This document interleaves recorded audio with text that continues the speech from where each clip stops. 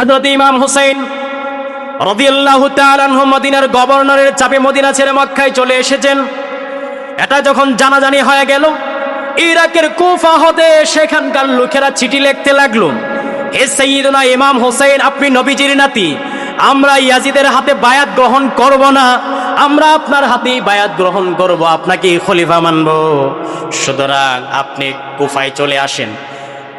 মুফাসসিরিনে কেরাম ঐতিহাসিকগণ বলেছেন, কুফা থেকে চিঠি আসলো ইমাম হুসাইনের কাছে প্রায় 150-এর উপরে, জুড়ে কন্যা সুবহানাল্লাহ। কোন বর্ণনায় এসেছে 1000-এর উপর চিঠি এসেছিল ইমাম হুসাইনের কাছে। প্রিয় ভাইয়েরা আমার, এমনকি কুফার গণ্যমান্য ব্যক্তিরা মদিনায় মক্কায় আসতে চাইলো, মক্কায় আইসা ইমাম হুসাইনের সাথে সাক্ষাৎ করতে চাইলো, আর বলতে চাইলো যে ইমাম হুসাইন, আমরা আপনাকে খলিফা নিযুক্ত করব, খলিফা মানব, আপনার হাতে বায়াত গ্রহণ করব, আপনি চলে আসেন কুফায়। ইমাম হুসাইনের এত চিঠি কুফার গণ্যমান্য ব্যক্তিদের কথা শুনে তিনি কুফার বাস্তবিক অবস্থানটা একটু যাচাই করতে চাইলেন, যে আসলেই কি কুফাবাসী আমাকে চায় কিনা, তারা আসলেই কি আমাকে খলিফা মানতে চায় কিনা। সেজন্য তিনি কি করলেন, ওনার চাচতো ভাই হযরতে মুসলিম বিন আকিলকে পাঠালেন যে ভাই তুমি যাও, যায় কুফার অবস্থাটা দেখো, কুফার পরিস্থিতিটা আমাকে জানাও, বাস্তবতাটা কি, রিয়েলিটিটা কি, যে সত্যি কুফাবাসীরা কি আমাকে খলিফা হিসেবে চায় কিনা। এটা শুনে মুসলিম বিন আকিল তিনি কুফায় চলে আসলেন। তিনি দেখলেন বাস্তবিক কুফার মানুষ ইমাম হুসাইনের অনুকূলে, সবাই ইমাম হুসাইনের হাতে বায়াত গ্রহণ করার জন্য প্রস্তুত। সুবহানাল্লাহ। কুফাবাসীরা মুসলিম বিন আকিলের আগমনের খবর শুনতে পারল। কুফাবাসীরা হযরতে ইমাম হুসাইনকে খলিফা নিযুক্ত করার প্রতি তাদের এত আগ্রহ জাগলো। মুসলিম বিন আকিল যখন যেদিন প্রথম দিন কুফায় আসার পরে মুসলিম বিন আকিলের হাতে 12,000-এর লোক, 12,000-এর উপরে লোক একসাথে ইমাম হুসাইনের হাতে বায়াত গ্রহণ করলো। জোরে কোনটা সুবহানাল্লাহ। দ্বিতীয় দিন আসলো, দ্বিতীয় দিন দেখা গেল সব মিলিয়ে 18,000-এর উপরে মানুষ মুসলিম বিন আকিলের হাতে বায়াত গ্রহণ করলো ইমাম হুসাইনের হয়ে। জোরে কোনটা সুবহানাল্লাহ। তো মুসলিম বিন আকিল দেখলেন যে পরিস্থিতি তো খুবই ভালো, যেই সিটি গিয়েছে আসলেই তো বাস্তবে কুফার মানুষ ইমাম হুসাইনকে খলিফা চায়। তো মুসলিম বিন আকিল এবার চিঠি লিখলেন হযরত ইমাম হুসাইনের কাছে, যে ইমাম হুসাইন, আপনি কুফায় আসতে পারেন, পরিস্থিতি খুবই ভালো, অর্থাৎ তারা আপনাকে খলিফা হিসেবে মানতে চায়। এবার সবাই যখন বায়াত গ্রহণ করলো, মুসলিম বিন আকিল তখন যখন চিঠি লেখলেন, চিঠি লেখার পরে এবার ইমাম হুসাইন তো মক্কা ছেড়ে কুফার দিকে রওনা হয়ে গেলেন, পরিবার পরিজন নিয়ে যাওয়ার ইচ্ছা পোষণ করলেন। কিন্তু সাহাবায়ে কেরামের বড় বড় কিছু সাহাবায়ে কেরাম আয়েশা বাধা দিলেন, বললেন যে ইমাম হুসাইন আপনি যায়েন না, কুফাবাসীর কাছে যায়েন না। বিশেষ করে হযরত ইবনে আব্বাস আসলেন, আয়েশা বললেন তুমি কি করতে চাচ্ছ আমাকে একটু বুঝিয়ে বলো। ইমাম হুসাইন বললেন যে আগামী 2 দিনের মধ্যে আমি ইরাক যেতে চাচ্ছি। ইবনে আব্বাস বললেন যে শোনো, ইরাকবাসীরা যদি তাদের আমিরকে হত্যা করে, শত্রুমুক্ত করে তোমাকে যদি যাওয়ার জন্য আহ্বান করে, তাহলেই তুমি ইরাকে যেতে পারো, অন্যথায় তুমি ইরাকে যেও না। আর যদি তা না হয় তাহলে তুমি যেও না, কারণ তারা লোকদেরকে ময়দানে নামিয়ে যুদ্ধ করাবে, তোমার বিরুদ্ধেই দেখবা তারা যুদ্ধ করতেছে, যেটা বাস্তবেই হয়েছিল। কথা বলেন ঠিক কিনা প্রিয় ভাইয়ারা আমার। কিন্তু হযরত ইমাম হুসাইন কথাগুলো কানে নিলেন না। কানে না নিয়ে ইমাম হুসাইন বললেন যে আমি ইস্তেখারা করব, আমি ভেবে দেখব যে আমি যাব কি যাব না। অনুপভাবে হযরত আব্দুল্লাহ বিন জুবাইর আসলেন। আব্দুল্লাহ বিন জুবাইর এসে বললেন যে আপনি যেন না, কিন্তু ইমাম হুসাইন তার সিদ্ধান্তে অটল। ইমাম হুসাইন বললেন যে আমি কুফায় যাব। আবার হযরত ইবনে আব্বাস আসলেন, আয়েশা হযরত ইমাম হুসাইনকে বুঝাতে এসে বললেন ইন্না আহলাল ইরাকি কওমুন গুদরুন ফালা তা'তারান্না বিহিম আকিম ফি হাদাল বালাদ। ইবনে আব্বাস বললেন ও ইমাম হুসাইন, তুমি যাইও না, ইরাকবাসীরা হলো গাদ্দার, এরা হচ্ছে প্রতারক। কথা বলেন ঠিক কিনা, তুমি তাদের প্রতারণায় প্রতারিত হয় না, তুমি মক্কাতেই থেকে যাও। এত কথা শোনার পরেও হযরত ইমাম হুসাইন তার সিদ্ধান্ত পরিবর্তন করলেন না। এবার ইমাম হুসাইন বললেন সিদ্ধান্ত পরিবর্তন করব না, তুমি যদিও আমার কল্যাণ কামনা করো, কিন্তু আমাকে কুফায় যেতে হবে। হযরত ইবনে আব্বাস বললেন ফাইন কুনতা ওয়ালা বুদ্দা সাইরান ফালা তাসির বিনিসাইকা ওয়াসিবিয়াতিকা। ইবনে আব্বাস শেষ পর্যন্ত বললেন যে ইমাম হুসাইন, তুমি যদি কুফাতে যেতেই হয় তাহলে তুমি তোমার সাথে মহিলাদেরকে নিও না, ছোট ছোট বাচ্চাদেরকে নিও না। জোরে কন্যা সুবহানাল্লাহ। ফাওয়াল্লাহ ইন্নী লাখাইফুন আন তাকতুলা কামা কুতিলা উসমান ওয়া নিসাউহু ওয়া ওয়ালাদুহু ইয়ানদুরুনা ইলাইহি। ইবনে আব্বাস বললেন যে ইমাম হুসাইন তুমি নিও না তোমার সন্তানদেরকে, তোমার পরিবারের মহিলাদেরকে তুমি তোমার সাথে নিও না, কারণ তারা তোমাকে এমন ভাবে হত্যা করবে, তোমার ছেলে মেয়েদের সামনে, তোমার পরিবারের মহিলাদের সামনে তোমাকে তারা হত্যা করবে, যেমন ভাবে হযরতে উসমানকে হত্যা করা হয়েছিল তার সন্তান এবং তার পরিবারের সদস্যদের সামনে। এইভাবে যখন বলতে লাগলো, কিন্তু শেষ পর্যন্ত ইমাম হুসাইনের কোনো কথাই ইমাম হুসাইন কর্ণপাত করলেন না।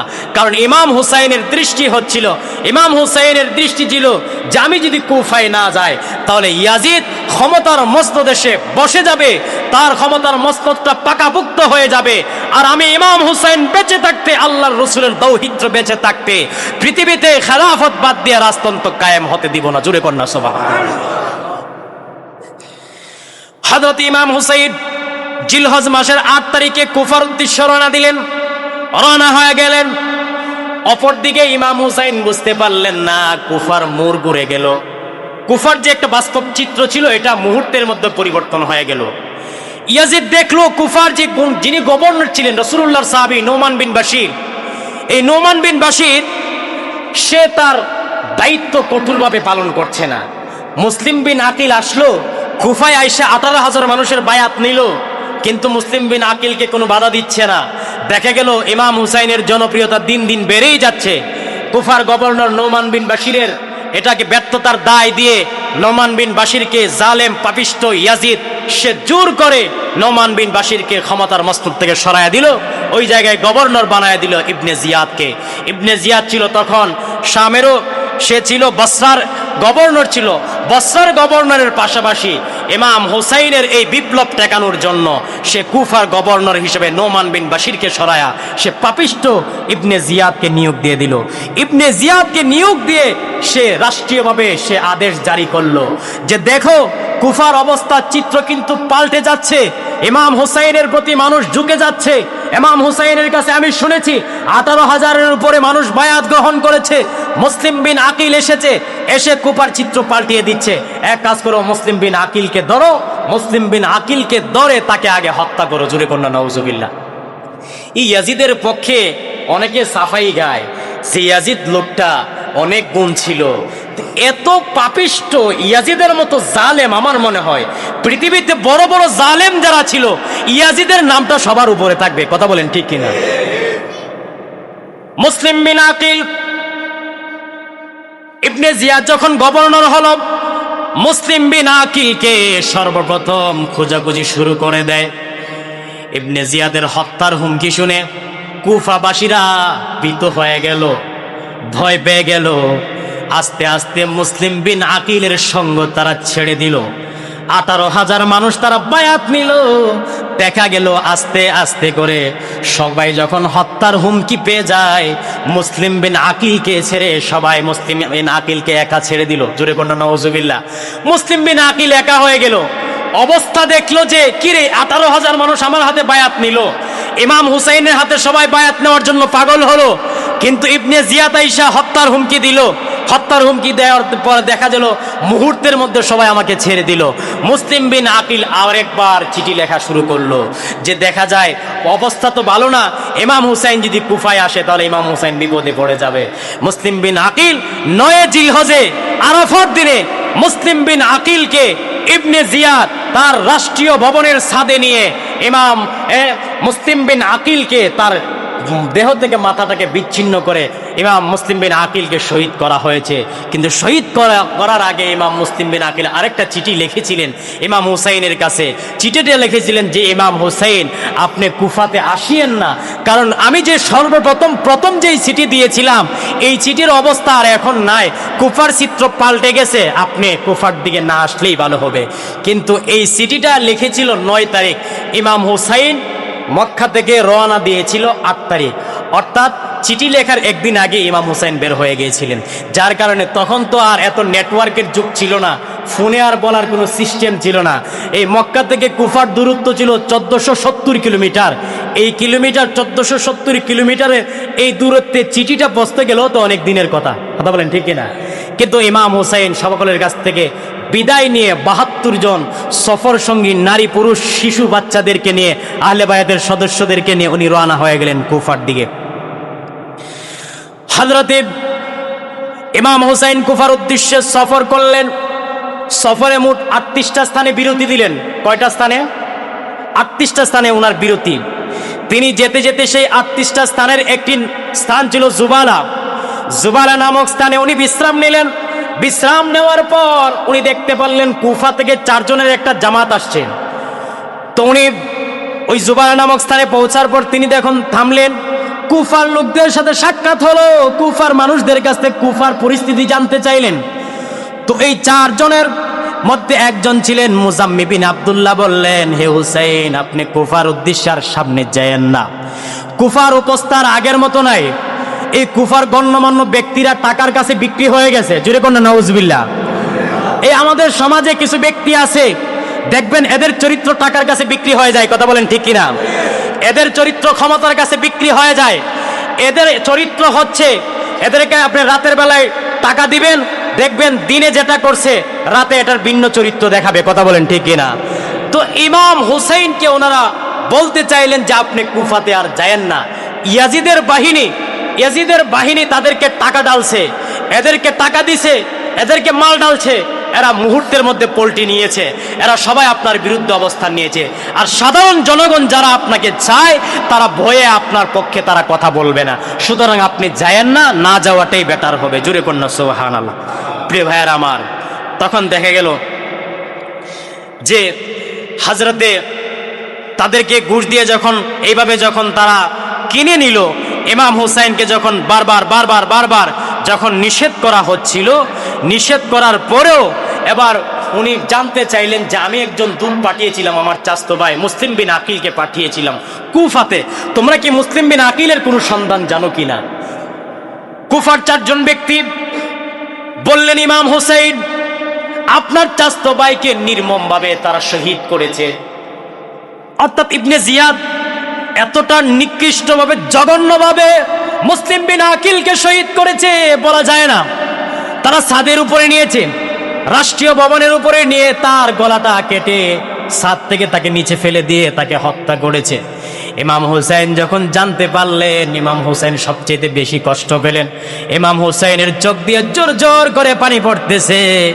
আর তিনি আয়াতগুলো, আল্লাহর একটা আয়াত তেলাওয়াত করতেছেন, কোরআনুল কারীমের একটা আয়াত, ফামিনহুম মান কাযা নাহবাহু ওয়া মিনহুম মান ইয়ামতাযিরু ওয়া মা বাদদালু তাবদীলা। ইমাম হুসাইন সাথে সাথে হাত উঠালেন আল্লাহর কাছে, আল্লাহুম্মা জাআল মানাজিলাহুমুল জান্নাহ ওয়াজমা বাইনানা ওয়া বাইনাহুম ফি মুস্তাকার মিন রাহমাতিকা ওয়া রাগাইবি মাযকুরিন সাওয়াবিক। ইমাম হুসাইন সাথে সাথে আল্লাহর দরবারে হাত উঠিয়ে বললেন, আল্লাহুম্মা জাআল মানাজিলাহুমুল জান্নাহ, আল্লাহ একে তুমি তোমার জান্নাতে একটু জায়গা করে দিও। জোরে কন্যা সুবহানাল্লাহ। এইভাবে উনি দোয়া করতে লাগলেন। প্রিয় ভাইয়েরা আমার, উনি ইমাম হুসাইন কুফায় পৌঁছতে ওনার 23 দিন সময় লেগেছিল। বলেন কয়দিন? 23 দিন। যার দূরত্ব মক্কা থেকে আগেই বলেছিলাম 1470 কিলোমিটার। এর অর্থ হলো উনি দৈনিক প্রায় 64 কিলোমিটারের মতো উনি ওনার পরিবার পরিজন নিয়ে উনি কুফার দিয়ে অগ্রসর হয়েছিলেন। প্রিয় ভাইয়ারা আমার, উনি সিদ্ধান্ত মোতাবেক, ওনার যে আগের সিদ্ধান্ত ছিল উনি কুফায় যাবেন, ওই সিদ্ধান্ত মোতাবেক উনি কুফার দিকে আবার রওনা হলেন। কুফার দিকে রওনা হওয়ার পথে এক শারাফ নামক একটা জায়গায় উনি পৌঁছতেন। এখানে পৌঁছার পরে ইবনে জিয়াদ শাহুর বিন ইয়াজিদ নামে একজন সৈনিক, যার নেতৃত্ব 1000 ঘোড়সওয়ারি পাঠিয়ে দিয়েছিলেন এবং বলে দিয়েছিলেন যে ইমাম হুসাইনের পথগুলো রুদ্ধ করে দাও, ইমাম হুসাইন যেন সামনে আগাইতে না পারে, ইমাম হুসাইনকে বাধা দাও। হযরত ইমাম হুসাইন রাদিয়াল্লাহু তাআলা আনহুর সামনে হুর বিন ইয়াজিদ 1000 সৈন্য নিয়ে চলে আসলো। এবার আয়েশা বলতেছে যে ইমাম হুসাইন, তুমি সামনের দিকে আর যাবা না। ইমাম হুসাইন বললেন যে কেন যাব না? তোমরাই তো আমাকে আহ্বান করলা, তোমরাই তো আমাকে ডাইখে আনলা, তোমরা না আমাকে বললা যে তোমরা আমার হাতে বায়াত গ্রহণ করবা।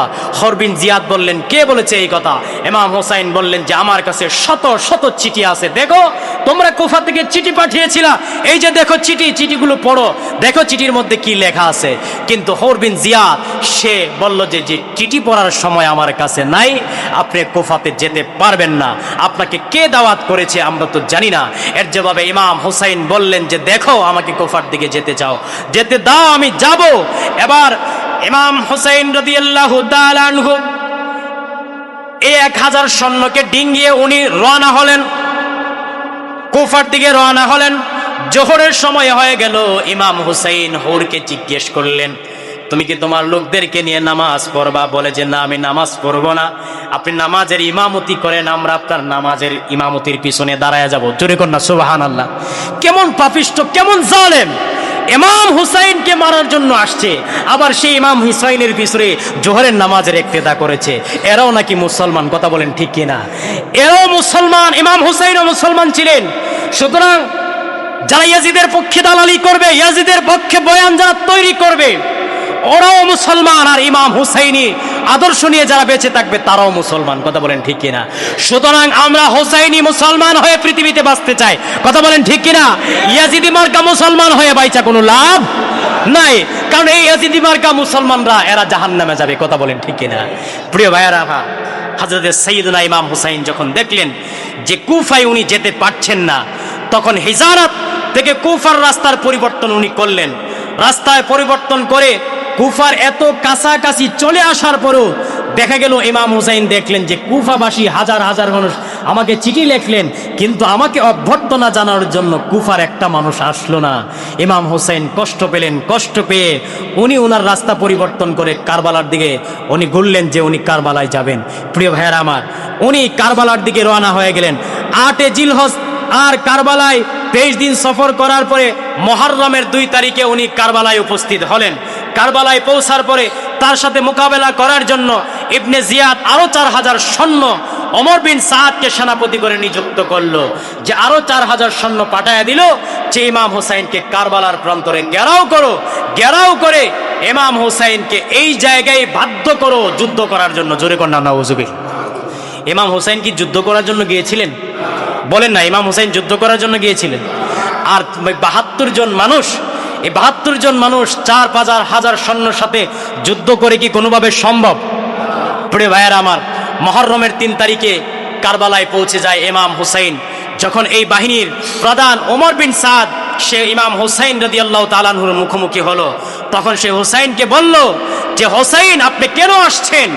হুসাইন রাদিয়াল্লাহু তাআলা আনহু বললেন যে আমি কুফায় বিশৃঙ্খলা বিদ্রোহ করার জন্য তো আমি আসি নাই, আমাকে দাওয়াত করে নিয়ে আসা হয়েছে, কুফার মানুষ আমাকে বলেছে, যার কারণে আমি কুফায় এসেছি। সুতরাং দেখো না আমার কাছে কতগুলো চিঠি আছে, চিঠিগুলো পড়ো না। দেখো কোনোভাবেই দেখা গেল যে ইমাম হুসাইনের কথা সে শুনতে রাজি নয়।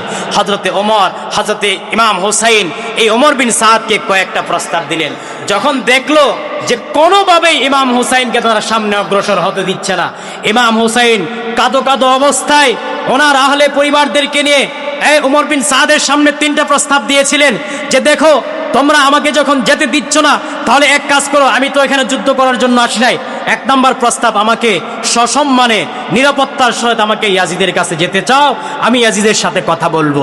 2 নম্বর হচ্ছে যদি তোমরা আমার এই প্রস্তাব না মানো তাহলে আমাকে মক্কায় ফিরে যেতে দাও, আমি মক্কায় ফিরে যাব। 3 নম্বর প্রস্তাব হলো মক্কায় ছাড়া আমাকে কোথাও কোনো একটা নিরাপদ স্থানে আমার পরিবার সহ আমাকে পাঠায় দাও, আমি দেখো তোমাদের সাথে আমি যুদ্ধ করব না। যখন এই কথা বলল, ওমর বিন সাদ বলল যে আপনি যুদ্ধ করবেন না, তাহলে তো ভালোই হলো, আপনার সাথে আমাদের যুদ্ধ করতে হলো না। এবার ওমর বিন সাদ সেনাপতি একটা চিঠি লিখলো ইবনে জিয়াদের কাছে যে ইমাম হুসাইন তো যুদ্ধ করবে না।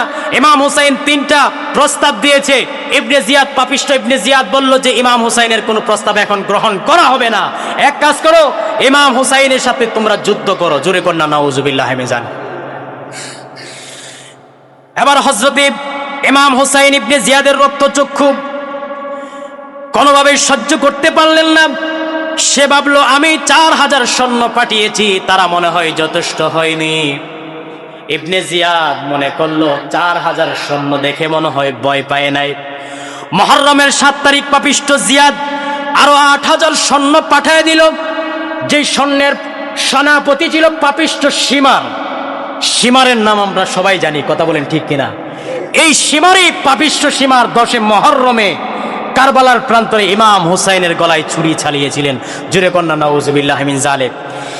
এবার পাপিষ্ঠ ইয়াজিদ আরো 8000 সৈন্য পাঠিয়ে দিয়ে বলল যে আমি যে আগে 4000 সৈন্য পাঠিয়েছিলাম, সৈন্যের যে সেনাপতি ছিল ওমর বিন সাদকে বলবা সেজন্য ইমাম হুসাইনের সাথে যুদ্ধ করে, ইমাম হুসাইনের সাথে যদি যুদ্ধ করতে রাজি না হয় তাহলে তুমি সর্বপ্রথম ওমর বিন সাদকে হত্যা করবা।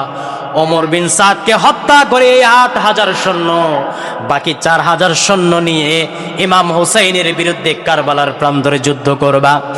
এইভাবে প্রায় অনেক সৈন্য নিয়ে, প্রায় 8000 সৈন্য নিয়ে সীমার সে চলে আসলো মুহররমের 7 তারিখে।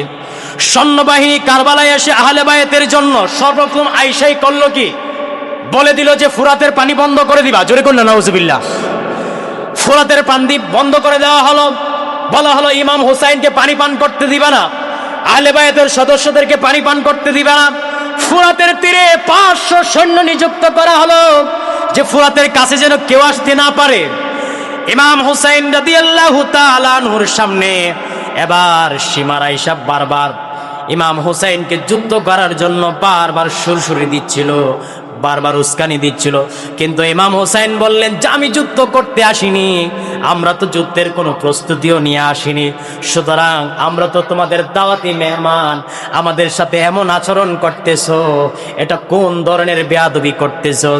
এবার যাই হোক, এক পর্যায়ে ইমাম হুসাইন রাদিয়াল্লাহু তাআলা আনহুর ভাই আব্বাস বিন আলী রাদিয়াল্লাহু তাআলা আনহু বললেন, ভাইজান আপনার কাছে সরকারি কিছু লোক আসছে, তারা কথা বলবে আপনার সাথে। তো ইমাম হুসাইন বললেন যে তুমি যাও, যায় দেখো কে আসছে। যা দেখলেন 20 জন ঘোড়সওয়ারি আসলেন। আয়েশা বললে যে তোমরা কি চাও? তিনি বললেন যে তোমরা কি চাও? তারা বলল গভর্নরের হুকুম আসছে, ইবনে জিয়াদ হুকুম করেছে যে আমরা আপনাদেরকে গ্রেফতার করে নিয়ে যাব, আর না হয় আপনাদের সাথে যুদ্ধ করব। জোরে কন্যা নাউজুবিল্লাহ। এবার হযরত আব্বাস বিন আলী উনি ভিতরে গেলেন, ভিতরে যাইয়া ভাইজানের কাছে প্রস্তাবের কথা জানালেন। এবার হযরত এই সুযোগে এই লোকেরা হযরতে হুসাইন রাদিয়াল্লাহু তাআলা আনহুর সাথে তর্কাতর্কি লেগে গেল। কিন্তু যুদ্ধের জন্য ফুসলাচ্ছিল, যুদ্ধের জন্য বারবার উস্কানি দিচ্ছিল। কিন্তু ইমাম হুসাইনের লোকেরা বললেন যে তোমরা কতই না নিকৃষ্ট মানুষ, তোমরা কতই না পাপিষ্ঠ জাতি, তোমরা রাসূলুল্লাহর বংশধরের সাথে তোমরা যুদ্ধ করার জন্য আসছো। এর চাইতে নিকৃষ্ট আর কি হতে পারে? এর চাইতে আর খারাপ কাজ কি হতে পারে যে আহলে বায়াতের সদস্যদের সাথে তোমরা যুদ্ধ করবা? হযরত ইমাম হুসাইন বললেন যে তাদেরকে বলে দাও যে আমরা তো যুদ্ধ করতে আসিনি, কিন্তু তোমরা যেহেতু আমাকে যুদ্ধ করার জন্য বাধ্য করেছো, আজকে তোমরা চলে যাও। আজকে 9 মুহররম ইয়ৌমে আশুরা, আজকে ইয়ৌমে আশুরার দিনে রজনীতে আমি একটু ইবাদত বন্দেগী করব। 10 মুহররমের দিনের বেলায় ফজরের পর থেকে আমরা যুদ্ধ করব। জোরে কন্যা সুবহানাল্লাহ। হযরত ইমাম হুসাইন রাতের বেলায় উনি ইবাদত বন্দেগী করতে লাগলেন। আল্লাহু আকবার। হযরত ইমাম হুসাইন 9 মুহররমের দিনে অতিক্রম করলেন, রাতের বেলায় সেজদায় পড়ে গেলেন, যায় নামাজে আল্লাহর দরবারে ইবাদত বন্দেগী করতেছেন, নামাজ পড়তেছেন, দোয়া করতেছেন, জিকির আজকার করতেছেন। দয়াল নবীজি, দিনের নবীজি, রাতে ইমাম হুসাইনের সাথে সাক্ষাৎ হয়ে গেল। জোরে কন্যা সুবহানাল্লাহ। আমার নবীজি আসলেন আয়েশা ইমাম হুসাইনকে রাতের বেলায় স্বপ্নে দেখালেন আর বললেন, ইমাম হুসাইন, এই ইমাম হুসাইন চিন্তা করবে না, তোমার সাথে আগামীকাল আমার দেখা হচ্ছে। জোরে কন্যা সুবহানাল্লাহ। ইমাম হুসাইন বুঝতে পারলেন যে আর মনে হয় সময় বেশি বাকি নাই, কারণ আমার রাসূল আমাকে ডাকছেন, তার মানে আমাকে কারবালার ময়দানে শহীদ হতে হবে। এবার যখন এই কথাটা যখন জানতে পারলো, ইমাম হুসাইনের বোন জয়নব কাঁদতে লাগলেন। ইমাম হুসাইন জয়নবকে বললেন, জয়নব রে, কান্না করিও না, কারণ আমি আমার রাসূলুল্লাহর সাথে সাক্ষাৎ করব। জোরে কন্যা সুবহানাল্লাহ। ইমাম হুসাইন সারা রাত্র ইবাদত বন্দেগী করলেন, ফজরের নামাজ আদায় করলেন। ওই পাপিষ্ঠগুলো কারবালার ময়দানে ফজরের জামাত আদায় করলেন। আহারে, ইমাম হুসাইনও নামাজ পড়লেন, কাফিরগুলো, এই পাপিষ্ঠগুলো, জালেমগুলো ফজরের নামাজ আদায় করলেন। প্রিয় ভাইয়ারা আমার, ইমাম হুসাইন তাদের কথা শুনে রাজি হলেন এবং তাদেরকে ইমাম হুসাইন যখন এই রাসূলুল্লাহ যখন স্বপ্নে যুগে ইমাম হুসাইনকে আয়েশা এই কথা বললেন, তো ইমাম হুসাইন ওনার সাথীবর্গদের সামনে একটা কথা দাঁড়িয়ে বললেন যে দেখো আমার সাথীবর্গরা, তোমরা কিন্তু উন্মুক্ত, তোমরা আজকে ইচ্ছা করলে তোমরা আমাকে রেখে চলে যেতে পারো, কারণ তোমাদের জন্য, দেখো আমার জন্য তোমরা বিপদে পড়বা, এটা আমি ইমাম হুসাইন চাই না, তোমরা চলে যাও, যার যার অবস্থানে তোমরা চলে যাও। এবার সাথে যারা আসছিল সবাই বলল, ইমাম হুসাইন কি কথা বলছেন? এটা তো কোনোদিনও কশ্চিনকালেও সম্ভব নয়। আপনার জন্য আমরা মরতে রাজি আছি, জুড়ে বলল সুবহানাল্লাহ। আজকে আমরা আপনাকে যুদ্ধের ময়দানে ফালায় চলে যাব, আর যদি আপনাকে যুদ্ধের ময়দানে একা একা এই সমস্ত জালেম পাপিষ্ঠরা যদি আপনাকে শহীদ করে দেয়, আর হাসরের ময়দানে রাসূলুল্লাহর সামনে কোন চেহারা নিয়ে আমরা দাঁড়াবো? রাসূলুল্লাহ যদি বলেন পাপিষ্ঠ ইয়াজিদের বাহিনী আমার নাতি ইমাম হুসাইনকে কারবালার জমিনে একা একা শহীদ করেছে, তোমরা সবাই চলে এসেছো, তোমরা আজকে আমার সুপারিশ থেকে বঞ্চিত হবা। ওগো ইমাম হুসাইন, আল্লাহর নবী যদি এই কথা বলে তাহলে আমাদের উপায় কি হবে? আমরা যুদ্ধের ময়দান ছেড়ে যাব না, আমরা ততক্ষণ যুদ্ধ করব যতক্ষণ আমাদের শরীরে রক্ত আছে, জুড়ে কর না সুবহানাল্লাহ। ইমাম হুসাইন, এবার ইমাম হুসাইন সবাইকে নিয়ে যুদ্ধের ময়দানে প্রস্তুতি নিয়ে গেলেন। ইমাম হুসাইন 32 জন ঘোড়সওয়ারি 40 জন পদাতিক পুরুষ নিয়ে যুদ্ধের ময়দানে গেলেন। তিনি মাঝখানে দাঁড়ালেন, ডান পাশে দাঁড়ালেন জুহাইর বিন কায়েনকে দাঁড় করালেন, বাম পাশে দাঁড়ালেন হাবিব বিন মুজাহিরকে দাঁড় করালেন পতাকা দিয়ে, তার ভাই আব্বাসকে দাঁড় করা দিয়ে বললেন সবাই যুদ্ধে লেগে যাও। এবার একে একে সবাই যুদ্ধের ময়দানে ঝাঁপিয়ে পড়লো। অনেক লম্বা ঘটনা, সংক্ষেপে বলছি। যুদ্ধের ময়দানে ঝাঁপিয়ে পড়লো। যুদ্ধ করতে করতে দেখা গেল একটা সময় জোহরের আগে দেখা গেল যুদ্ধের ময়দানে ইমাম হুসাইনের ডানে বামে যারা ছিল সবাই শহীদ হয়ে গেল, জোরে কন্যা সুবহানাল্লাহ। ইমাম হুসাইন একা হয়ে গেলেন। ইমাম হুসাইন একা হয়ে যাওয়ার পরে বুঝতে পারলেন যে আমাকে এখন শহীদ হতে হবে। ইমাম হুসাইন চলে আসলেন তাঁবুর কাছে। আয়েশা সকলের কাছ থেকে বিদায় নেওয়ার জন্য চলে আসলেন। আয়েশা স্ত্রীকে ডাক দিলেন, ডাক দিয়ে বললেন, স্ত্রী রে, ও আমার বোনেরা বের হয়ে আসো, আমার সন্তানেরা বের হয়ে আসো, তোমাদের সাথে আমার শেষ সাক্ষাৎটা, তোমাদেরকে শেষবারের মতো আমি দেখব।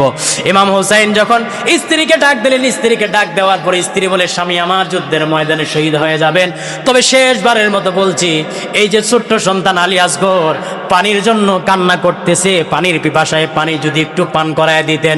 ইমাম হুসাইন রক্তে রঞ্জিত, ইমাম হুসাইনের মাথা থেকে রক্ত বেয়ে বেয়ে পড়ছে। ইমাম হুসাইন বললেন, দাও আমার সন্তানটারে দাও, আমি একটু পানি পান করে নিয়ে আসি। ইমাম হুসাইন ছোট্ট সন্তানকে ফুরাতের তীরে নিয়ে আসলেন, এইভাবে উঁচু করে নিয়ে আসলেন, আর বললেন ইয়াজিদের বাহিনীদেরকে লক্ষ্য করে বললেন, দেখো তোমাদের শত্রুতা আমার সাথে, এই ছোট্ট সন্তানের সাথে তোমাদের কোনো শত্রুতা নাই। এই ছোট্ট সন্তানকে যদি একটু পানি পান করায় দিতা, সন্তানটার আমি একটু পানি পান করায় নিতাম।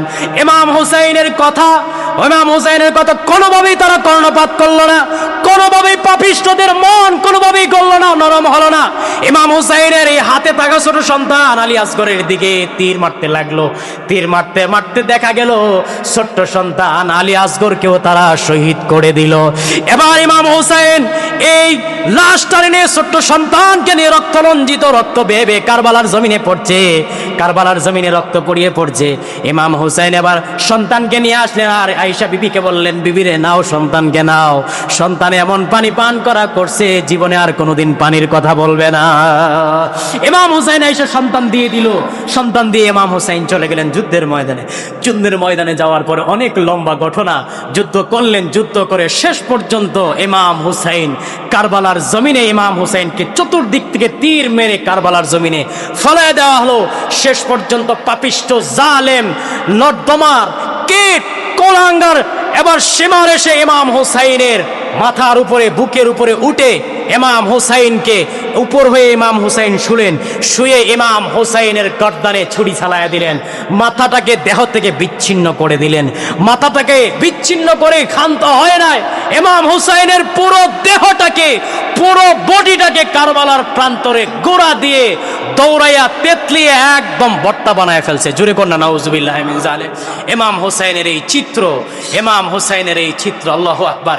ইমাম হুসাইনের মাথাটাকে এবার ইবনে জিয়াদের কাছে নিয়ে যাওয়া হলো। একটা বড় একটা তালার সামনে ইমাম হুসাইনের মাথাটা নিয়ে যাওয়া হলো। ইবনে জিয়াদের পায়ের কাছে মাথাটা রাখলো। ইবনে জিয়াদ তরবারি দিয়ে ইমাম হুসাইনের টুটের মধ্যে আঘাত করতেছে, মুখের মধ্যে আঘাত করতেছে। আনাস বিন মালিক বলেন যে আমি দেখলাম যে ইমাম হুসাইনের মাথার সাথে এমন বেয়াদবি করতেছে, আমি আনাস এটা সহ্য করতে পারি নাই।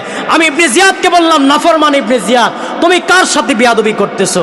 তুমি চেয়ারে বসে আছো, ইমাম হুসাইনের মাথা তোমার পায়ের কাছে, তার মাঝে তরবারি দিয়ে আঘাত করতেছো। তুমি জানো কোন জায়গায় আঘাত করতেছো? যেই জায়গায় আঘাত করতেছো আমি অসংখ্যবার দেখেছি আমার রসুলকে এই জায়গায় অসংখ্যবার চুমু খেয়েছে। জুড়ে কন্যা সুবহানাল্লাহ।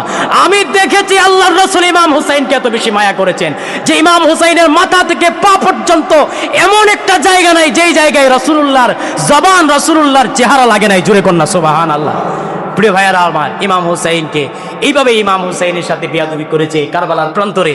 ইমাম হুসাইনকে শহীদ করার পরে হযরত উম্মে সালামা বলেন যে রাসূলুল্লাহ আমি দেখলাম স্বপ্নে যুগে রাসূলুল্লাহ আমার ঘরে আসলেন। জুরে কন্যা সুবহানাল্লাহ। উম্মে সালামা বলেন আমি আমার রাসূলকে দেখলাম, এত সুন্দর চেহারার একটা মানুষ, আমার রাসূল আমার ঘরে আগমন করলেন। রাসূলের চেহারাটা মলিন হয়ে আছে, রাসূলের চোখ দিয়ে জর্জর করে পানি পড়তেছে। উম্মে সালামা বললেন ইয়া রাসূলুল্লাহ, ইয়া হাবিবাল্লাহ, তোর সুন্দর নুরানি চেহারা মুহূর্তের মধ্যে মলিন হয়ে গেল, কান্না করতেছেন।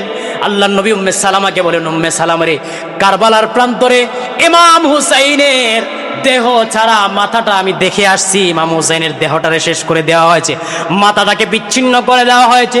আমার নাতির এই অবস্থা দেখে আমি সহ্য করতে পারলাম না, তবে সহ্য করছি আমার গুনাহগার উম্মতের জন্য। জোরে কন্যা সুবহানাল্লাহ। উম্মে সালামা বললেন যে আমি দেখলাম রাসূলুল্লাহ সাল্লাল্লাহু আলাইহি সাল্লামের হাতে একটা বোতল আমি দেখলাম। জোরে কন্যা সুবহানাল্লাহ। রাসূলকে বললাম ইয়া রাসূলুল্লাহ বোতলের ভিতরে কি? বললেন যে বোতলের ভিতরে আমার নাতি ইমাম হুসাইনের রক্ত। জোরে কন্যা সুবহানাল্লাহ। আল্লাহর রাসূল বললেন হাসরের ময়দানে আমি আমার গুনাহগার উম্মতকে ইমাম হুসাইনের রক্ত দিয়ে বাঁচাবো। জোরে কন্যা সুবহানাল্লাহ। প্রিয় ভাইয়ারা আমার, এই ইমাম হুসাইন উম্মতের জন্য নিজের গর্দান দিয়েছেন কারবালার জমিনে। আর সেই ইমাম হুসাইনকে, সে আহলে বায়তের সদস্যদেরকে পাপিষ্ট জালেম ইয়াজিদের পক্ষ থেকে প্রত্যক্ষ পরোক্ষভাবে ইমাম হুসাইনকে শহীদ করেছিল এই পাপিষ্ট ইয়াজিদ। সুতরাং ইয়াজিদের পক্ষে আমাদের দালালি চলবে না। কথা বলেন ঠিক কিনা? ইয়াজিদের পক্ষে আমাদের কোনো কথা চলবে না। ইয়াজিদকে আমি নিঃসন্দেহে, পৃথিবীর কেউ যদি ইয়াজিদকে কাফের না বলে, আমি আমার অবস্থান থেকে বলি ইয়াজিদ ছিল সবচাইতে বড় কাফের। কথা বলেন ঠিক কিনা? প্রিয় ভাইয়ারা আমার, এজন্য আসুন কারবালার জমিনে যে ঘটনা ঘটেছে, কারবালার জমিনে রক্ত ঝরেছে, কারবালার জমিনে অসংখ্য অগণিত হৃদয় বিদারক ঘটনা ঘটেছে। এই কারবালা থেকে শিক্ষা, কারবালার শিক্ষা আপনি মিছিল করবেন, তাজিয়া মিছিল করবেন, নিজের শরীর থেকে রক্ত ঝরাবেন, হাই হোসান হাই হাসান বলবেন, এটা কারবালার শিক্ষা নয়। কথা বলেন ঠিক কিনা? কারবালার শিক্ষা হচ্ছে অসত্যর কাছে, জালেমের কাছে কোনো অবস্থায় মাথা নত করা যাবে না। ইমাম হুসাইন প্রমাণ করে দিয়েছেন সত্য মিথ্যা এক হতে পারে না। ইমাম হুসাইন প্রমাণ করে দিয়েছেন ন্যায় অন্যায় এক হতে পারে না। ইমাম হুসাইন প্রমাণ করে দিয়েছেন হক বাতিল এক হতে পারে না। কথা বলেন ঠিক কিনা? ইমাম হুসাইন প্রমাণ করে দিয়েছিলেন আহলে বায়তের সদস্যরা হক ছিল, ইয়াজিদের বাহিনী ছিল বাতিল। ইমাম হুসাইন প্রমাণ করে দিয়েছেন আহলে বায়তের সদস্যরা ছিল সত্য, ইয়াজিদের বাহিনী ছিল মিথ্যা। কথা বলেন ঠিক কিনা? সুতরাং এই আদর্শ আমাদেরকে লালন করতে হবে। কারবালার জমিন থেকে শিক্ষা হচ্ছে কোন অবস্থায় মিথ্যার কাছে পরাজিত হওয়া যাবে না, কোন অবস্থায় অন্যায়ের কাছে মাথা নত করা যাবে না, কোন অবস্থায় জালেমের কাছে মাথা নত করা যাবে না। এটাই হচ্ছে আমাদের শিক্ষা, কারবালার শিক্ষা। আল্লাহ পাক আমাদের সবাইকে এই কারবালার শিক্ষায় শিক্ষিত হওয়ার মতো তৌফিক দান করুন, বলুন আমিন। ওয়াখিদান আলহামদুলিল্লাহি রাব্বিল আলামিন। যারা ফুরকানিল হামিদ। আউযু বিল্লাহি মিনাশ শাইতানির রাজীম। বিসমিল্লাহির রাহমানির রহিম।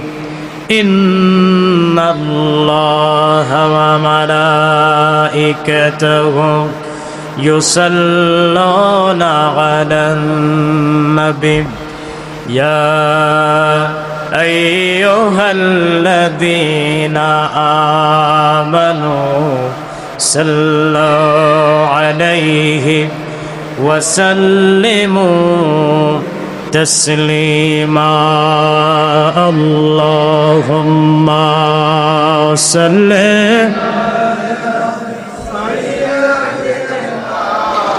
মাওলানা محمد وعلى آل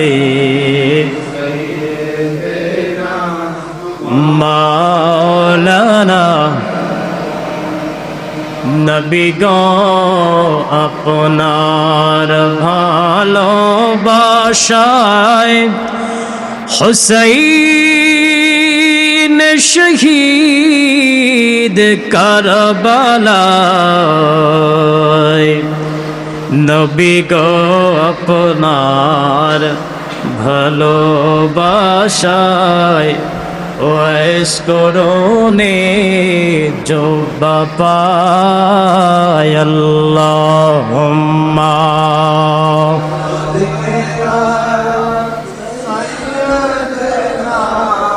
مولانا محمد وعلى آله مولانا আরশের নিচে সেজদায় পড়ে কান্দেন নবীজি যারে যার মাফ করে দাও মাবুদাল্লাহ উম্মত আমার গুনাহগার আল্লাহুম্মা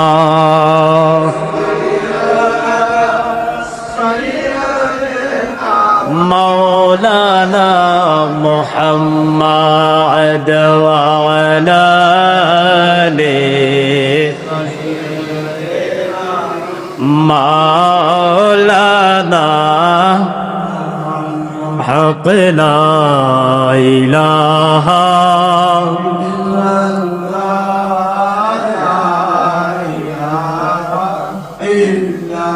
لا حق لا إله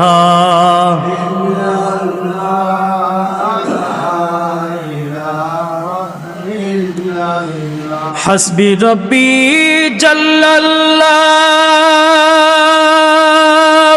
ما في قلبي غير الله حسبي ربي جل الله ما في قلبي غير الله نور محمد صلى الله لا إله حق لا إله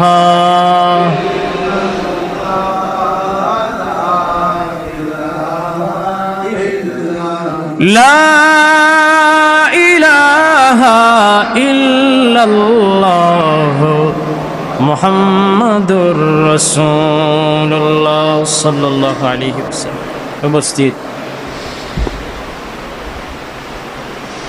আজকের এই পবিত্র মুহররম মাসের দ্বিতীয় জুমায় আগত সম্মানিত মুসল্লিয়ানে কেরাম, মুরব্বিয়ান আইজাম, অত্র এলাকার দিনদার ধর্মপ্রাণ মুসলমান ভাই ও বন্ধুগণ, পর্দার আড়ালে অবস্থানরত আমার শ্রদ্ধেয়া সম্মানিতা মুমিনা আবেদা সালেহা মা এবং বোনেরা, আল্লাহ সুবহানাহু ওয়া তাআলার দরবারে অসংখ্য শুকরিয়া আদায় করছি যে মহান রব্বুল আলামিন আমাদেরকে অত্র এলাকার অসংখ্য গণিত মানুষ থেকে যাচাই বাছাই করে অত্যন্ত মায়া করে মহব্বত করে ভালোবেসে প্রতি জুমাবার এনে এই জুমার দিনেও মসজিদে আসার মতো সুযোগ করে দিয়েছেন।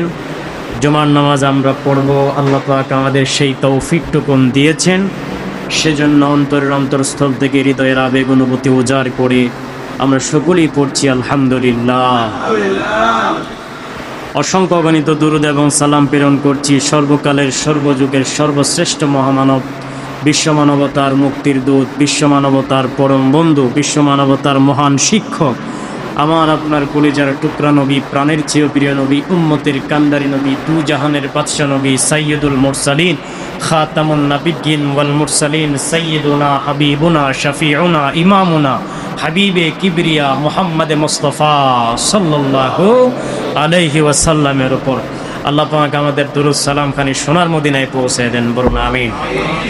সম্মানিত মুসল্লিয়ানে কেরাম, আজকে আমরা যে মাসে দাঁড়িয়ে কথা বলছি আপনাদের সম্মুখে, মাসটা হচ্ছে অত্যন্ত গুরুত্বপূর্ণ মাস, আশহুর হুরুমের একটা মাস, সম্মানিত 4 মাসের এক মাস। পাশাপাশি আজকের দিনটাও অত্যন্ত দামি দিন। একে তো হচ্ছে শুক্রবার দিন, দ্বিতীয়ত হচ্ছে আজকে ইয়ৌমে আশুরার দিন, অর্থাৎ এই মাসের সবচেয়ে গুরুত্বপূর্ণ দিন এবং রজনী হচ্ছে আশুরার রজনী, আশুরার দিন।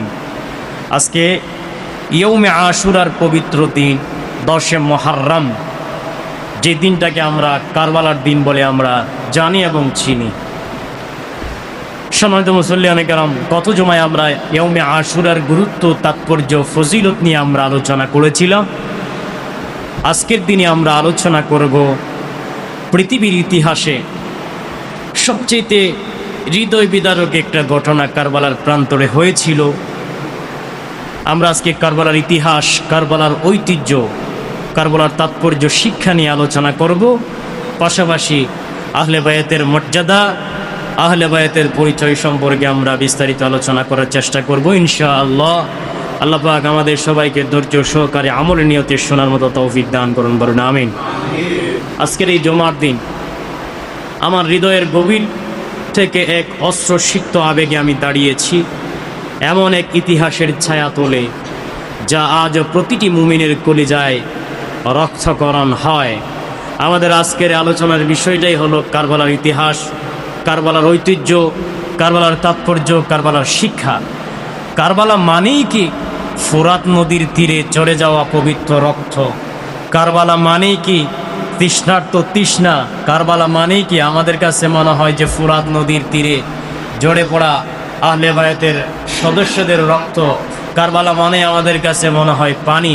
বিষয়টা এমন নয়, বরং কারবালা মানে হলো মিথ্যার অশুভ পাহাড়ের সামনে ইমাম হোসাইনের সেই অবিচল পাহাড় সমপরিমাণ ব্যক্তিত্ব, যে যিনি জানতেন সামনে মৃত্যু, তারপরও ইমাম হোসাইন জালেম ইয়াজিদের কাছে আপোষ করেন নাই। জোরে কোন সুবহানাল্লাহ। যে ইতিহাস আমাদেরকে শিখায় ইমাম হাসান, ইমাম হোসাইনের মতো মহান ব্যক্তিত্বের মর্যাদা কেবল আমাদের মুখে নয়, বরং তাদের ত্যাগের আদর্শ ধারণের মধ্যে আমাদের জন্য রয়েছে কারবালার মহান শিক্ষা। কথা বলেন ঠিক কিনা? প্রিয় ভাইয়েরা আমার, আসুন আজকে আমরা সেই কারবালা নিয়ে আলোচনা করব। তার আগে আমরা আহলে বায়াতের পরিচয় জানব। আহলে বায়াত কারা, আহলে বায়াতের মর্যাদা কি? প্রিয় ভাইয়েরা আমার, আহলে বায়াত শব্দটি মূলত রাসূলুল্লাহ সাল্লাল্লাহু আলাইহি সাল্লামের পরিবারের সদস্যদের বোঝানোর জন্য এই শব্দটা ব্যবহৃত হয়েছে। ইসলামের পরিভাষায় আহলে বায়াত বলতে রাসূল করিম সাল্লাল্লাহু আলাইহি ওয়াসাল্লামের ঘনিষ্ঠ আত্মীয়, বিশেষত তার স্ত্রীগণ উম্মাহাতুল মুমিনিন এবং কন্যা ফাতেমা রাদিয়াল্লাহু তাআলা আনহা, জামাতা হযরতে আলী রাদিয়াল্লাহু তাআলা আনহু এবং তাদের সন্তান ইমাম হাসান, ইমাম হুসাইন রাদিয়াল্লাহু তাআলা আনহুমাকে বোঝানো হয়েছে। আল্লাহ পাক রব্বুল আলামিন সূরাতুল আহজাবের 33 নং আয়াতে আল্লাহ পাক সুন্দর করে ইরশাদ করেছেন।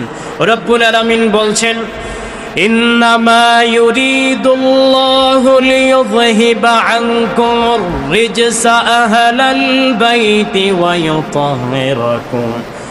ইউতাহহিরাকুম তাতহীরা। রব্বুল আলামিন বলছেন, ওহে নবীর পরিবারেরা, ইন্নামা ইউরিদুল্লাহু লিইয়ুযহিবা আনকুমুর রিজসা আহলাল বাইত।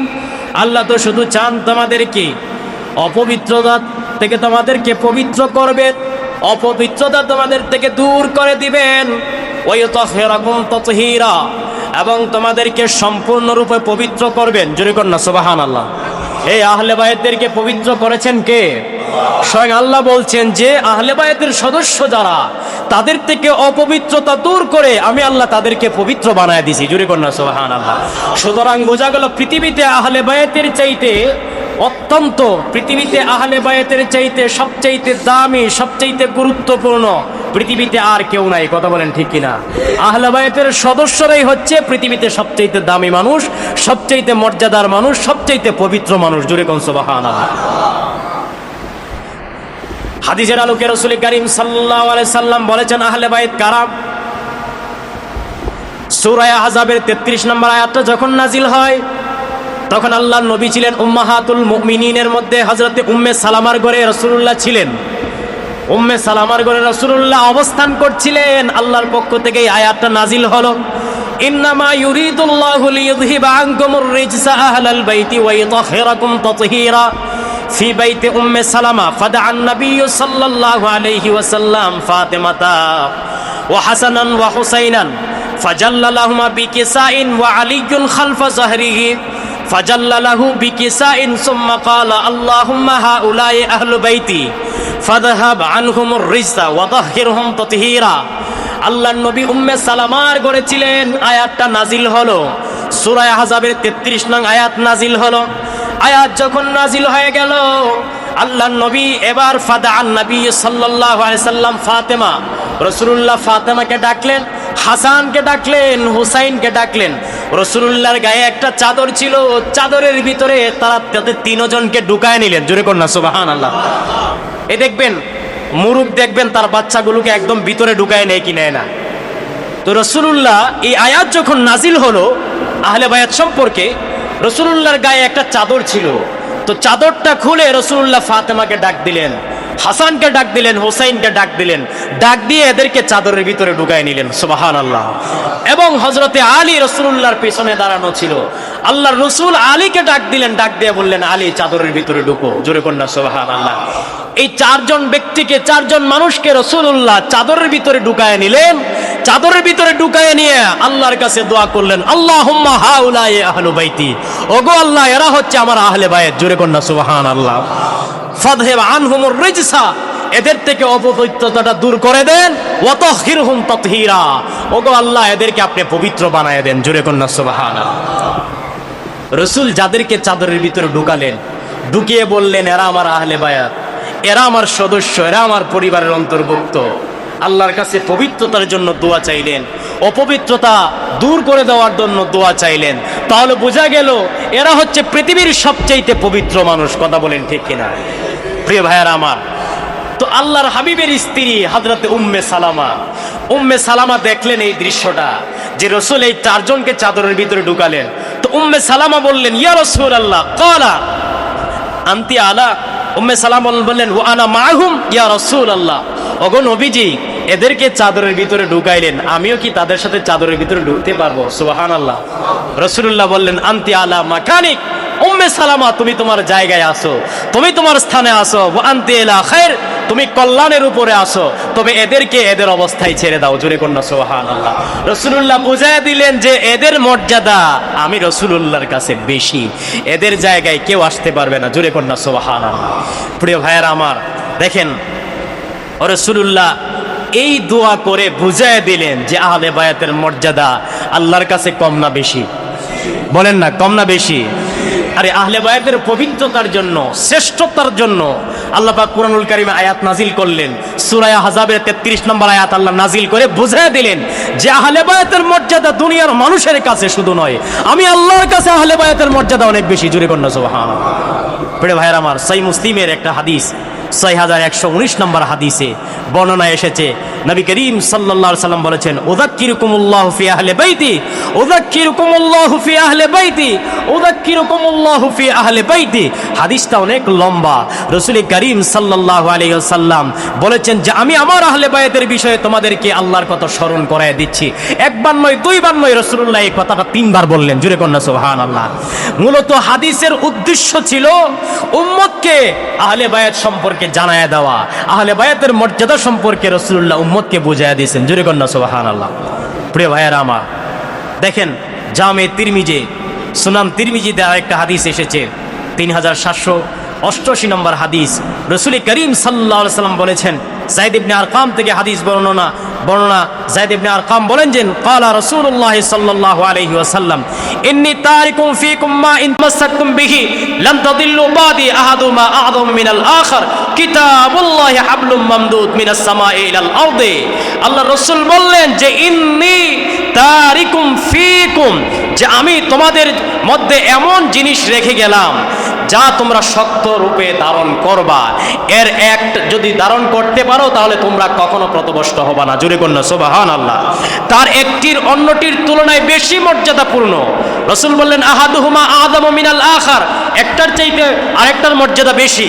এক নম্বর হচ্ছে কিতাবুল্লাহ, আল্লাহর কিতাব, হাবলুম মামদুদ মিনাস সামাই ইলাল আরদ, আল্লাহর কিতাব যা আকাশ থেকে মাটি পর্যন্ত দীর্ঘ এক রশি।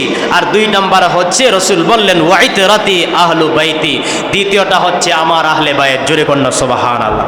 ওয়ালা ইয়াতাফাররাকা হাত্তা ইয়ারিদা আলাল হাউজে ফানদুরু কাইফা তাখলুকুনি ফীহিমা। রাসূলুল্লাহ বললেন যে আমি এই দুইটা জিনিস তোমাদের মধ্যে রাখলাম, এক হচ্ছে আল্লাহর কিতাব রাখলাম, আর এক হচ্ছে আমার আহলে বায়াত রাখলাম। জোরে কন্যা সুবহানাল্লাহ। কিয়ামতের দিন আমি দেখব যে তোমরা কোরআন এবং আমার পরিবারের সাথে তোমরা কেমন আচরণ করেছো। প্রিয় ভাইয়ের আমার, এই হাদিস থেকে স্পষ্ট হয়ে গেল, রাসূলুল্লাহ বুঝায় দিলেন যে দেখো আহলে বায়াতের মর্যাদা, আহলে বায়াতের সাথে তোমাদের আচরণ কেমন হবে, আচরণটা কেমন হবে এটা আমি হাসরের মাঠে দেখবো। জোরে কন্যা সুবহানাল্লাহ। প্রিয় ভাইয়ের আমার, এইভাবে অনেক হাদিস, আমি যদি আহলে বায়াতের মর্যাদা সম্পর্কে যদি হাদিস বলতে যাই তাহলে অনেক হাদিস আমি বলতে পারবো, সব হাদিস বলা যাবে না। প্রিয় ভাইয়ের আমার, এই আহলে বায়াতের সদস্যদের মধ্যে রাসূলুল্লাহ হযরত ইমাম হুসাইনকে বেশি মহব্বত করতেন। জোরে কন্যা সুবহানাল্লাহ। হযরত আনাস ইবনে মালিক থেকে হাদিস বর্ণনা করেছেন, আনাস ইবনে মালিক রাসূলুল্লাহ থেকে হাদিস বর্ণনা করেছেন। আনাস ইবনে মালিক ইয়াকুলু সুবিলা রাসূলুল্লাহ সাল্লাল্লাহু আলাইহি ওয়াসাল্লাম আইয়ু আহলি বাইতিকা আহাব্বু ইলাইকা قال الحسن والحسين كان يقول لفاطمة ادعي لي ابنيا فيشمهما ويضمهما إليه।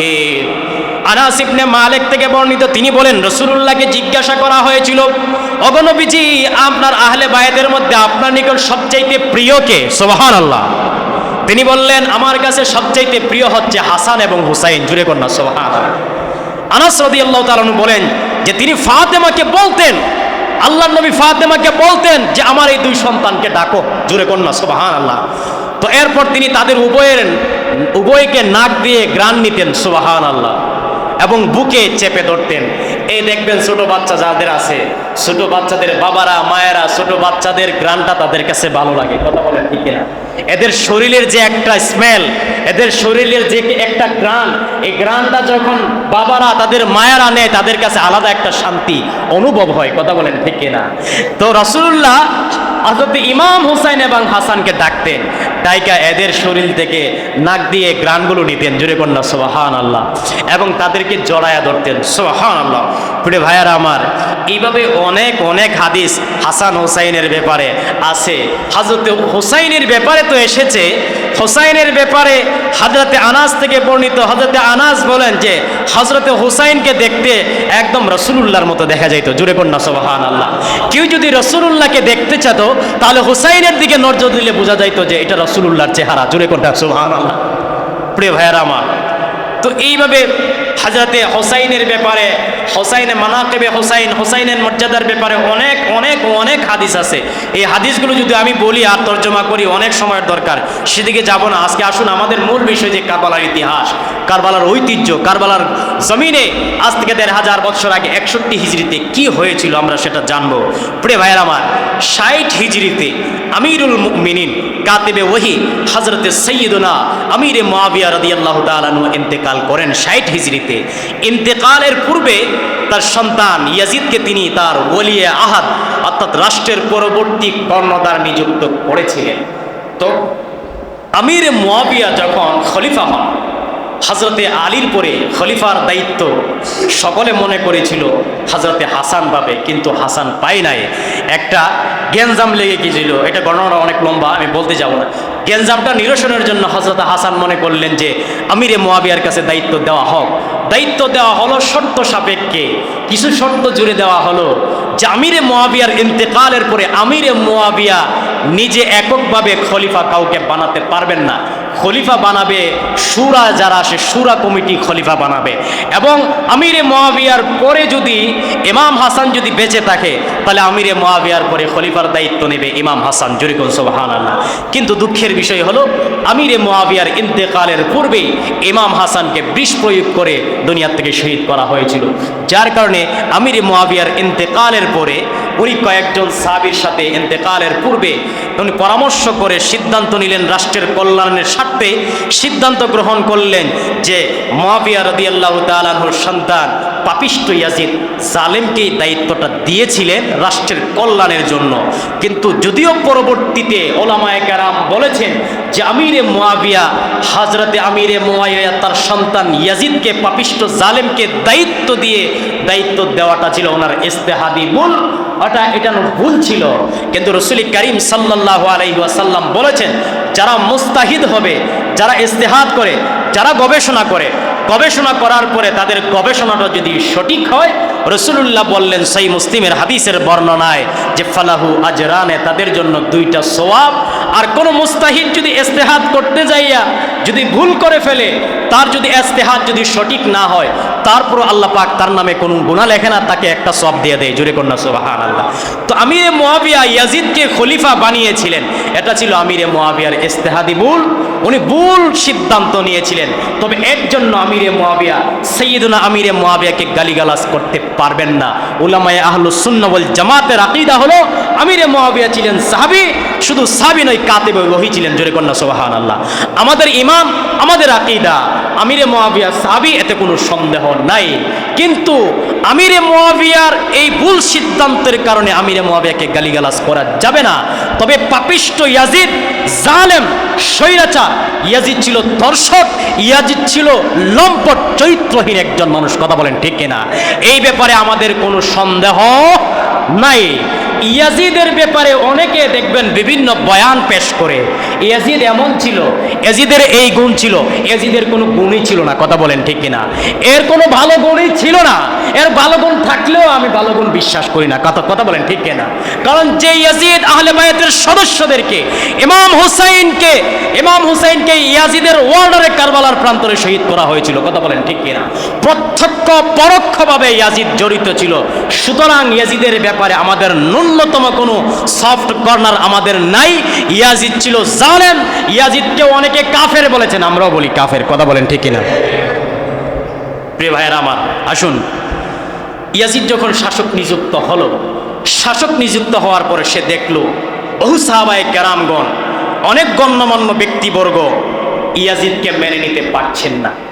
বিশেষ করে তার মধ্যে ছিলেন ইমামে হুসাইন, আব্দুল্লাহ বিন জুবাইর, আব্দুল্লাহ বিন ওমর, আবু সাইদ খুদরির মতো বড় বড় সাহাবীরা ইয়াজিদকে মানেন নাই। কারণ ওনারা জানতেন ইয়াজিদের চাইতে সবচাইতে বড় নির্ভরযোগ্য অনেক সাহাবায়ে কেরাম আছেন। ইভেন ইমাম হুসাইন বেঁচে থাকতে ইয়াজিদের হাতে বায়াত নেওয়ার কোনো সুযোগ নাই। কথা বলেন ঠিক কিনা? প্রিয় ভাইয়ারা আমার, যখন ইয়াজিদ এই অবস্থা দেখলো, তখন সে মনে করলো যে ইমাম হুসাইনকে যদি বায়াত না নিতে পারি, বায়াত গ্রহণ করাইতে না পারি, তাহলে ইমাম হুসাইন তো রাসূলুল্লাহর নাতি, হযরতে আলীর পুত্র। ইমাম হুসাইনের একটা জনপ্রিয়তা আছে, ইমাম হুসাইনের একটা গ্রহণযোগ্যতা আছে। তো ইমাম হুসাইনকে যদি বায়াত গ্রহণ করাইতে না পারি, তাহলে আমার রাষ্ট্রীয় ক্ষমতার চেয়ার বেশি দিন টিকবে না। কথা বলেন ঠিক কিনা? প্রিয় ভাইয়ারা আমার, এই জন্য হযরতে ইমাম হুসাইনকে সে জোর জবরদস্তি করে ইয়াজিদ মনে করলো যে এই মুহূর্তে তাকে মদিনায় খবর পাঠানো হলো, মদিনার গভর্নরের কাছে খবর পাঠায়া বলা হলো। তখন গভর্নর ছিল ওয়ালিদ বিন উতবার কাছে চিঠি লিখে চাপ প্রয়োগ করলো যে ইমাম হুসাইনের কাছে খবর পৌঁছায় দাও, ইমাম হুসাইন যেন আমার হাতে যেন বায়াত গ্রহণ করে। শুধু ইমাম হুসাইন নয়, আব্দুল্লাহ বিন ওমর, আব্দুল্লাহ বিন জুবাইর যেন আমার হাতে বায়াত গ্রহণ করে। যদি না করে তাহলে তাদেরকে বাধ্য করো। জোরে কর নাউজুবিল্লাহ।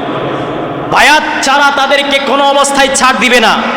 রাষ্ট্রীয় ফরমান পেয়ে ওয়ালিদ বিন উতবা হযরত ইমাম হুসাইন রাদিয়াল্লাহু তাআলা আনহুর উপর চাপ প্রয়োগ করলো, প্রেসার ক্রিয়েট করলো। আয়েশা বলল যে আপনাকে ইয়াজিদের হাতে বায়াত গ্রহণ করতেই হবে। এটা শুনে ইমাম হুসাইন বললেন যে কখনো নয়, একজন অযোগ্য, একজন একজন পাপিষ্ঠ, একজন জালেমের কাছে ইমাম হোসেন কোনোদিন বায়াত হতে পারে না। কথা বলেন ঠিক কিনা? প্রিয় ভাইয়ারা আমার, এবার যখন ইমাম হোসেন দেখলেন যে আমি যদি মদিনায় থাকি তাহলে পাপিষ্ঠ ইয়াজিদ সে জোর জবরদস্তি করে আমাকে বায়াত গ্রহণ করাতে সে বাধ্য করবে। ইমাম হোসেন একটা সময় চিন্তা করলেন যে মদিনায় আর থাকা যাবে না। ইমাম হোসেন এবার পরিবার পরিজন নিয়ে চলে গেলেন মক্কায়। জোরে কন্যা সুবহানাল্লাহ।